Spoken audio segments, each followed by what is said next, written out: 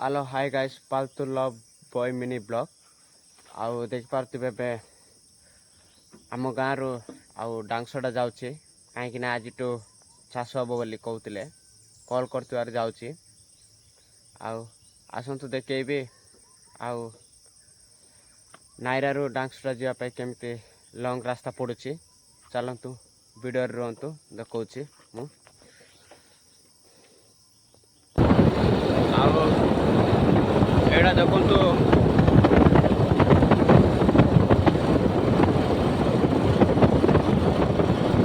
एटा आम बलीगुड़ा रास्ता पाखरे पहुँची गलिनी आबे आसला कांदरागुड़ा ना को गाँ आसुचे एटा ना चाल तेम्पेर गाँ आसुचे एटा चाल तेम्पेर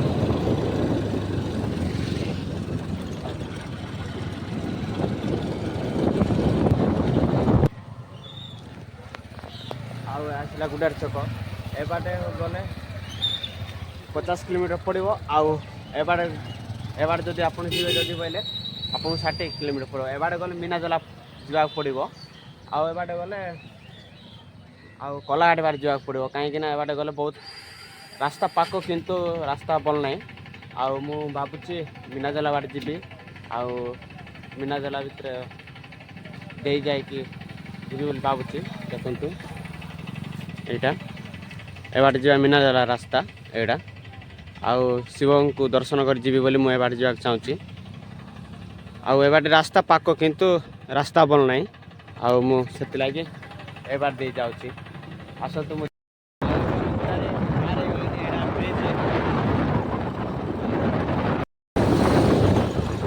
बहुत सुंदर भाव बन गुटारी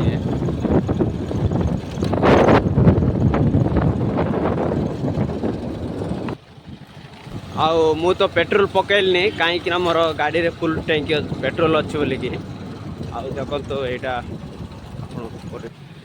आउ ए बसी हनुमंतपुर आसुची आउ सकाळु 7टार बाहरुची आउ गुडारी पहुँचला बेलू 8टा अधे जाऊँगी आउ आम गाँव पहुँचला बेलू 10टा अधे पहुँचुची आउ एबाटे जीवे मीनाजला आउ एटा एंट्री माने गुडारी भितर जावाई चलतु देखेबी गुडारी भितर आउ मु गुडारी भितर एंट्री कर देछे आउ देख पार्थिबे गुडारी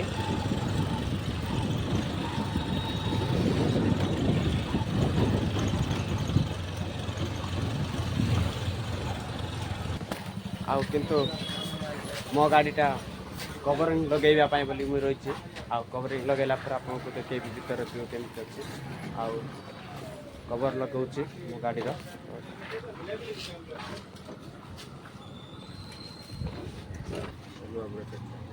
हाँ देख तो गाड़ी कवर काट देछि आउ एटी अच्छी गाड़ी कवर आउ मु दुकान आउ देखो तो कवर पकेला पर केमती देखा जाउछ मो गाड़ी से माछ मिलिबो गुडारी को ए पाखरे जदि आसीबे फ्रेश माछ खाइबा को मिलिबो आपनको आ देखो आउ एटा होती सबटो एंट्री व्यू आरा प्रवेश कली मो गाड़ी रिपेयरिंग कला सब मु चुतिया बनी आज मत कहले 250 टंका कवर पकड़ा बोली कहले किंतु 5 टका ना कहीं से टैंकी पागटा भी देखो रुहतु आपण को देखो यहाँ माने यहाँ को यहाँ मिसिक मत 250 बोली भावुली मुझला बेलू यहाँ हली 250 टका पड़ुची से 250 टका पड़ी सब 5 टका लगुच आउ टैंकी लगेवाई कवरटा मु भावुली 250 टका दुईटा लगे बोली कितु ना सेमती 5 टका लगे पड़ा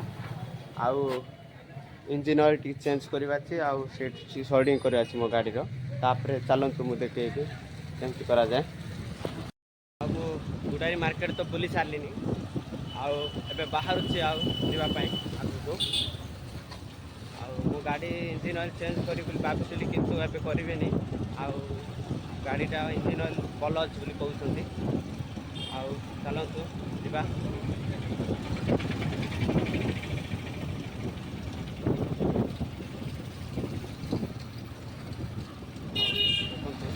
माने टाउन रू पारि पले गुडारी टाउन रू ଆଉ ଏବେ ଡାନ୍ସଟା ଯିବା ପାଇଁ ବାହାରେ ରାସ୍ତା ମିଳିଗଲାନି। ଆଉ ଚାଲୁଛି ଆଉ ଦେଖିବା କେଉଁ ସମୟରେ ପହଞ୍ଚିବା ଡାନ୍ସଟା ଦେଖେଇବି ମୋ ଗାଁର ଦୃଶ୍ୟ କେମିତି ଭିଡ଼ିଓରେ ରୁହନ୍ତୁ। ଆଉ ଦେଖନ୍ତୁ ଆଉ କେତେ ଲୋକ ଚାଷ କରିଦେଇ ସାରିଛନ୍ତି ଆଉ କପା ପାଇଁ, କିନ୍ତୁ ଆମେ ଅଧା ହେଇ କରିଛୁ ଚାଷ। ଚାଷ କରିବା ପାଇଁ ସେଟା ଗଲା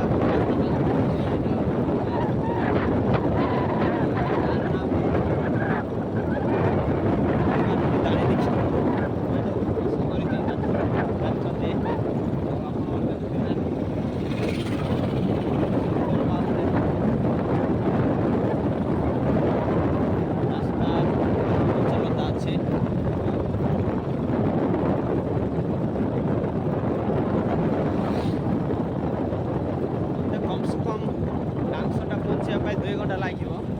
ଆଉ ସେଥିପାଇଁ ବୋଲେ ମୁଁ ଆପଣଙ୍କୁ ଜାଗାରେ ଦେଖେଇବି। ଆଉ ଜାଗାରେ ଦେଖୁଛି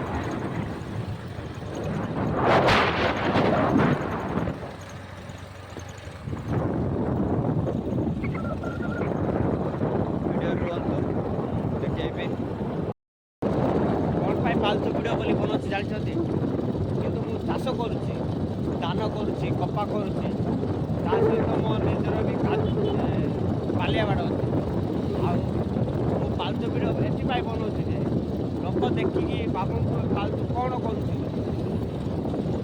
କାହିଁକିନା ମୁଁ ସବୁ କିଛି କରୁଛି ତା ସହିତ ମୁଁ ଫାଲତୁ ବୋଲି ମୁଁ ଭିଡ଼ିଓ ବନଉଛି। କାହିଁକି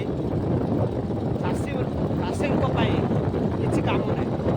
ଲୋକ କାଲି ଗୋଟେ କଣ୍ଡେଇ ବୋଲି ଭାବୁଛନ୍ତି ଚାଷୀଙ୍କୁ ଦରକାର, ସେଥିପାଇଁ ମୁଁ ଫାଲତୁ ବୋଲି ବନେଇଛି ମୋ ଭିଡ଼ିଓରେ।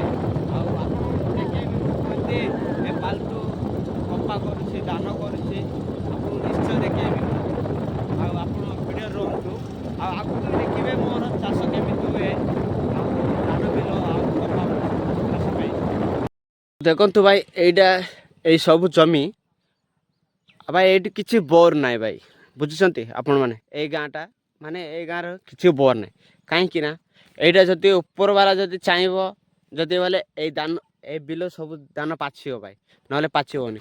ମୁଁ ସରକାରକୁ ନିବେଦନ କରୁଛି ଯେ ଏ ଗାଁରେ 2-3ଟା ବିଲକୁ ବୋର୍ ଦରକାର ଭାଇ, ପାଚିବା ପାଇଁ। ଯଦି ବୋଲେ ଧାନ ପାଚିବା ପାଇଁ, କିଛି ଅମଳ ପାଚି ଅଛି ବୋଲେ ଆଉ ଚାଷୀମାନଙ୍କ ପାଇଁ ବୋର୍ କିଛି ଦରକାର ଭାଇ।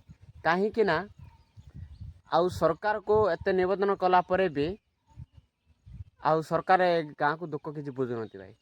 ସେଥିପାଇଁ ଆଉ ଉପର ଆଧାରରେ ଏ ଲୋକମାନେ ଚାଷ କରୁଛନ୍ତି ଭାଇ। ମୁଁ ସରକାର କେତେ ନିବେଦନ କରୁଛି ଆଉ ଏ ଗାଁକୁ ବୋର୍କୁ ସୁବିଧା କରିଦିଅନ୍ତୁ। ଆଉ ଦେଖନ୍ତୁ ମୁଁ ଦେଖେଇବି ଆପଣଙ୍କୁ। ଆଉ ମୁଁ ତ ଗାଁ ନାମ କହିବିନି, ଆପଣ ଦେଖିଦିଅନ୍ତୁ ଗାଁର ନାମ। ଆଉ ମୁଁ କହିକି କିଛି ଫାଇଦା ନାହିଁ, କିନ୍ତୁ ଆପଣଙ୍କ ଗାଁ ନାମ ଦେଖିଦିଅନ୍ତୁ। ଆଉ ଦେଖନ୍ତୁ ଭାଇ ଏଇ ଗାଁଟା ସବୁ ଭରସା ଉପରେ ନିର୍ଭର କରୁଛି ଭାଇ, ଆଉ ବୋର୍ ଉପରେ ନାହିଁ। କାହିଁକି ନା ଏ ଗାଁରେ ତ ବୋର୍ କିଛି ନାହିଁ। ଆଉ ଏଇଟା ତ ପାହାଡ଼ିଆ ଅଞ୍ଚଳ ଭାଇ, ଆପଣଙ୍କୁ ଦେଖାଉଛି। ଆଉ ଆଗକୁ ଦେଖିବେ ଭାଇ, ଆଗକୁ ଦେଖିବେ ମୁଁ ଯେଉଁ ଗାଁ ଯାଉଛି ତାହାଠୁ ଆଉ ପୁରା ପରିସ୍ଥିତି ଭାଇ। ଆଉ ଯେଉଁ ଅନ୍ୟ ଗାଁରେ ଅଛି ଇଲେକ୍ଟ୍ରି ବି ନାହିଁ, ସରକାର ଯୋଜନା ବି କିଛି ବି ନାହିଁ। କାହିଁକି ନା ସେ ଗାଁରେ ଇଲେକ୍ଟ୍ରି ଯୋଜନା ବି କିଛି ନାହିଁ। ଆଉ ସରକାର ଯୋଜନା କମ୍ ସେ କମ୍ 0%। ବାହାର ଗାଁଠୁ 0% ସରକାର ଯୋଜନା ଅଛି ସେ ଗାଁ ପଟ। ଆପଣଙ୍କୁ ମୁଁ ଦେଖେଇବି ନିଶ୍ଚୟ, ଭିଡ଼ିଓରେ ବନେଇ ରହନ୍ତୁ, ମୁଁ ଦେଖେଇବି।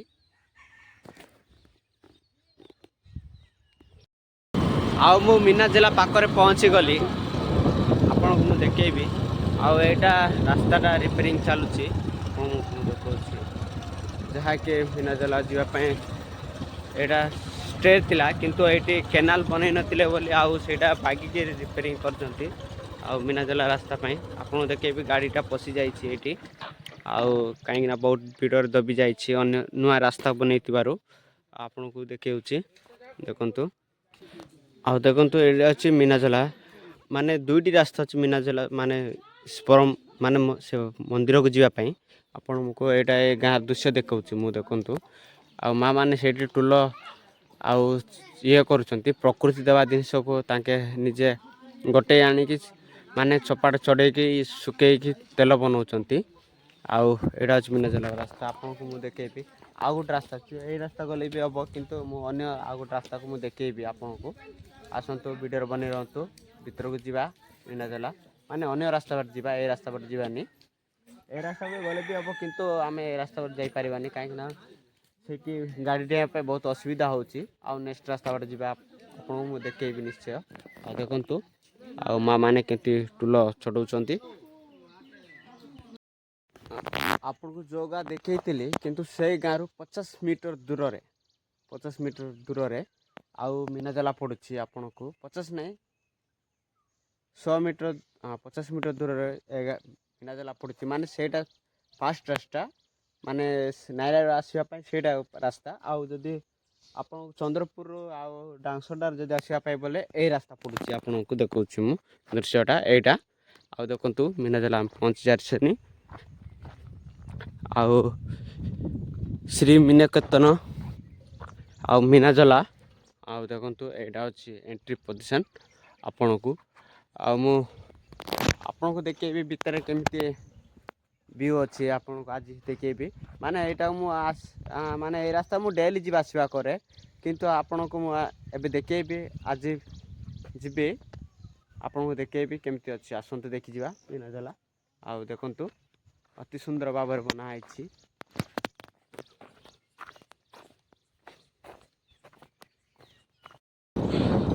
ଆଉ ଗେଟ୍ ପଏଣ୍ଟରୁ ମିନାଜଲା ଭିତରୁ ମାନେ ଆପଣଙ୍କୁ ଦର୍ଶନ କରିବା ଯିବାକୁ ପଡ଼ିବ ଯଦି ବୋଇଲେ 2 କିଲୋମିଟର ଯିବାକୁ ପଡ଼ିବ ଆପଣଙ୍କୁ। ଆଉ ଯେଉଁଠୁ ମେନ୍ ଗେଟ୍ରୁ ଆପଣଙ୍କୁ କଲ୍ୟାଣ ପାଇଁ ବୋଲି ବନା ହେଇଛି।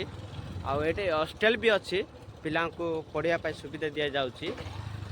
ଆଉ ଏଇଠି ଗୋଟେ ବାବା ରହୁଛନ୍ତି ଆଉ ପୂଜା ତାଙ୍କେ କରୁଛନ୍ତି ଆସନ୍ତୁ ଦେଖାଉଛି ମୁଁ। ଆଉ ମୁଁ ତ ଭିତରେ ଯାଉନି କାହିଁକି ନା ଆଜି ଆଉ ଦେଖନ୍ତୁ ମୁଁ ଏବେ ମିନାଜଲା ପହଞ୍ଚିଗଲିନି ଆପଣଙ୍କୁ ଦେଖାଉଛି ନନ୍ଦୀ ମହାରାଜ।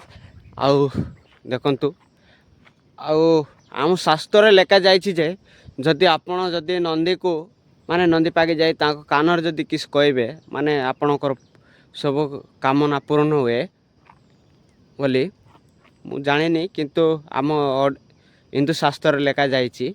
ଆଉ ତାଙ୍କୁ ବି ମହାଦେବ ତାଙ୍କୁ ବି ସେମିତି ବର ଦେଇଛନ୍ତି ତାଙ୍କ କାନରେ ଯାହା କିଛି କହିବେ କିନ୍ତୁ ଡାଇରେକ୍ଟ ମହାଦେବ ପାଇଁ ପହଞ୍ଚିବ ସେ କଥାଟା ବୋଲି କହିଛନ୍ତି।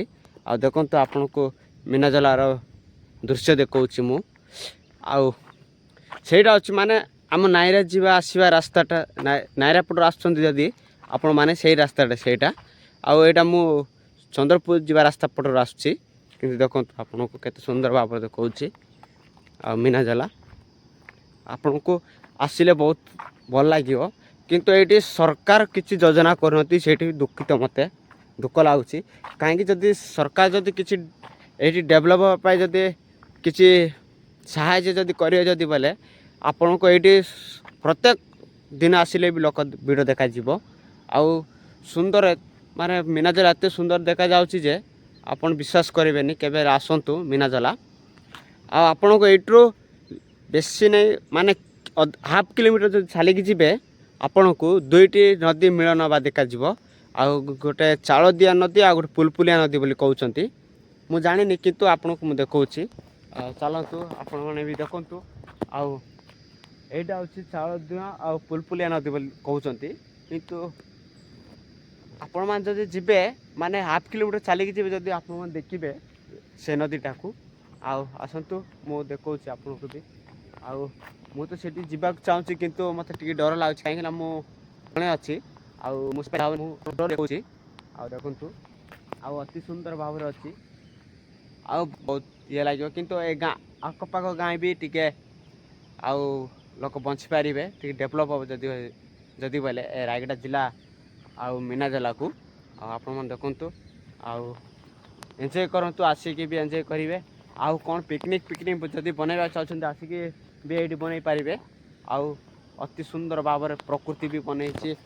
ଆଉ ଶ୍ରୀ ମହାଦେବ ବି ଅଛନ୍ତି ଏଇଠି ଆପଣମାନଙ୍କୁ ଦେଖାଉଛି। ଆଉ ଆସନ୍ତୁ ଆଉ ଆମେ ଯିବା ଡାଙ୍ଗସରଡ଼ା। ଚାଲନ୍ତୁ ମୁଁ ଦେଖେଇବି ଆପଣଙ୍କୁ ଆଉ ଆଗର ଦୃଶ୍ୟ କେମିତି ଅଛି। ଭିଡ଼ିଓରେ ବନି ରହନ୍ତୁ।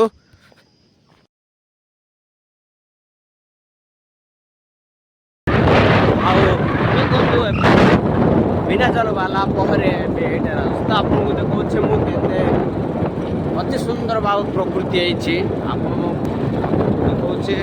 ଆଉ ଏଇଟା ହେଉଛି ରାଇ ବ୍ରିଜ୍ ଆପଣଙ୍କୁ ମୁଁ ଦେଖାଉଛି। ଦେଖନ୍ତୁ ରାଇ ବ୍ରିଜ୍ ଏଇଟା ଆଉ ସେଇଟା ହେଉଛି ରାଇ ବ୍ରିଜ୍ର ପୁରୁଣା ବ୍ରିଜ୍ କିନ୍ତୁ ସେଇଟା ନଷ୍ଟ ହେଇଯାଇଥିବାରୁ ଏଇଟା ବନେଇଛନ୍ତି ନବୀନ ପଟ୍ଟନାୟକ ସାର୍। ଆଉ ଦେଖନ୍ତୁ ରାଇ ବ୍ରିଜ୍ ଆଉ ଏଇଟା ହେଉଛି CRP କ୍ୟାମ୍ପ ଆଉ ଚନ୍ଦରପୁର ଆଉ ମୁନିଗୁଡ଼ାର କ୍ୟାମ୍ପ ଏଇଟା।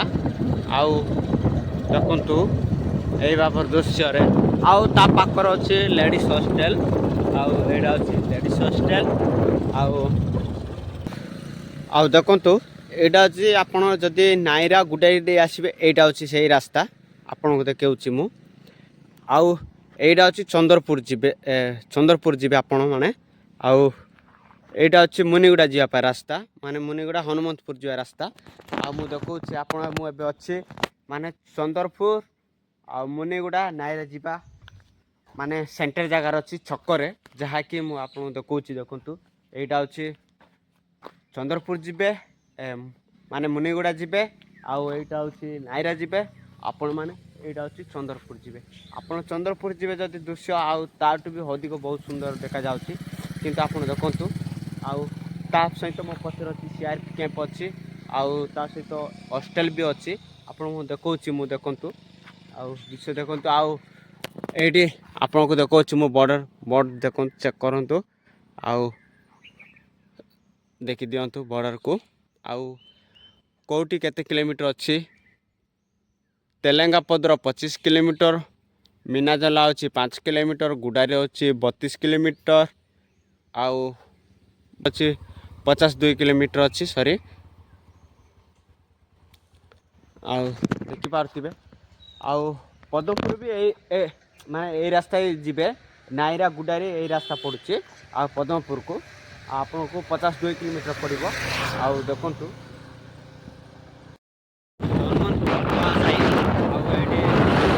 କିଛି ଦୂର ମାନେ କିଛି ମିଟର ଦୂରରେ ଏଇଟା ନୂଆ ସାହି ନୂଆରେ ବନେଇଛନ୍ତି ଆଉ ସେଥିପାଇଁ ନୂଆ ସାହି ଏଇଟା।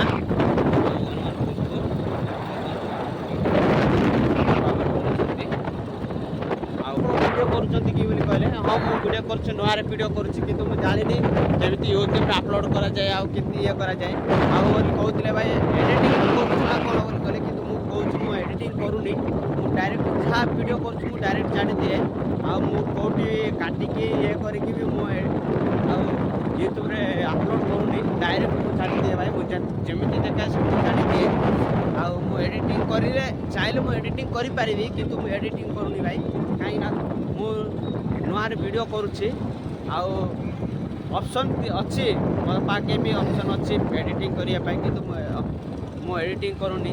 ଲୋକମାନଙ୍କୁ ମୁଁ ଯାହା ଦେଖୁଛି ମୁଁ ତାହା ଆପଣମାନଙ୍କୁ ଦେଖାଇବା ପାଇଁ ଚାହୁଁଛି ଆଉ ବିନା ଏଡ଼ିଟିଂରେ ଆପଣ ଦେଖିପାରୁଥିବେ। ଆଉ ଏଇଟା ଅଛି ହନୁମନ୍ତପୁର